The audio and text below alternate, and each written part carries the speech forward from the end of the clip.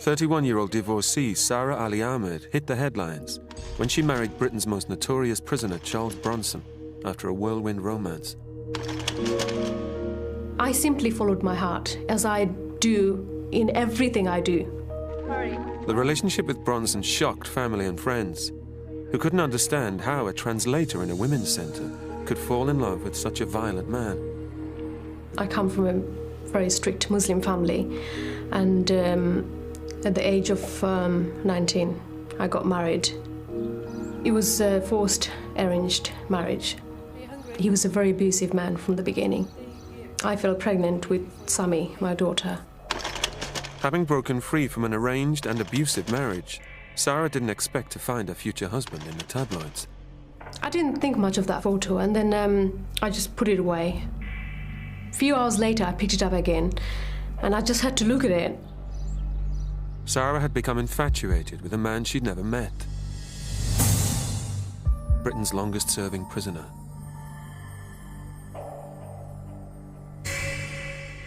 Born Michael Peterson, the former bare-knuckle boxer changed his name to Charles Bronson in honor of the lead actor in the Death Wish movies. Originally convicted for armed robbery at the age of 21 and sentenced to 7 years, he was given a life sentence after holding a prison education officer hostage. He's currently served 30 years behind bars, 24 of which have been in solitary confinement. I was aware of the fact that, he went to prison for armed robbery. He took hostages and he threatened people. But I knew very well that he wasn't a murderer or a child killer or anything like that. And something in me said that he wasn't as evil as people described him. I tried and tried to stop thinking about him, this person in the newspaper. But it didn't work. Despite his history of violence, Sara sent a letter to Bronson in prison. It wasn't a love letter or anything. I described how I felt about him. I gave him my address, my phone number, and I think I sent him a photo myself, and I wrote back of the photo that I'm not trying to impress you, I just want you to see the person behind this letter. And then one day, 2-3 days later, I received a letter. I just opened the letter and I saw it was him, and I just screamed. He seemed quite a nice person, and he said he was fascinated that this is how I felt. And he was honored, and then he went on, and he told me a little bit about himself. And then a couple of days later, he actually phoned me. And I picked up the phone, and in a very deep voice, he said, "Hello, Sara, this is Charlie." I said, "Who?" He said, "Charles Bronson." After just 3 months of correspondence, Sara visited Bronson in prison.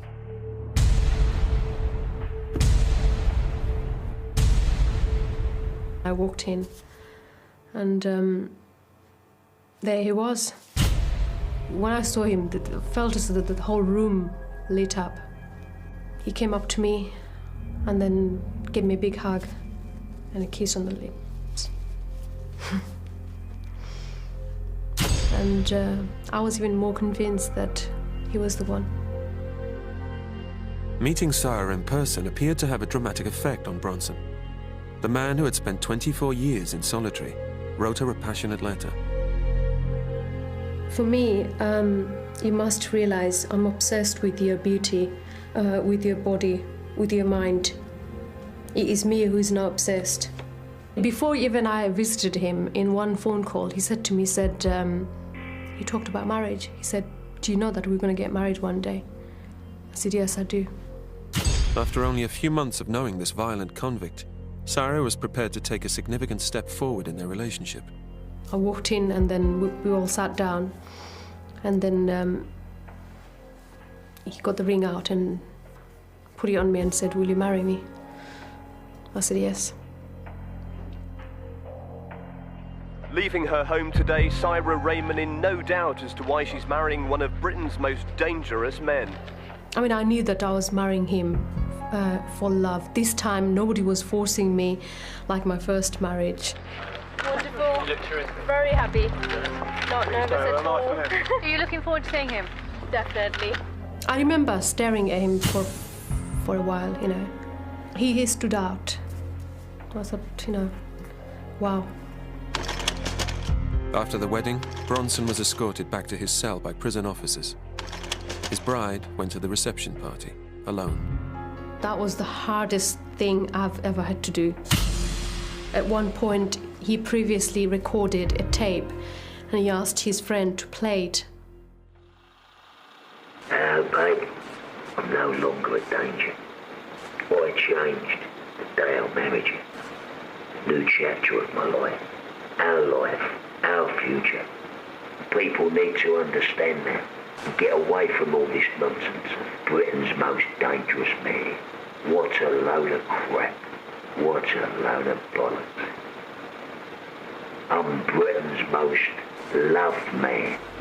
I was all right until then. And when I heard his voice, I think that was it. I couldn't hold myself anymore. I ended up crying or something.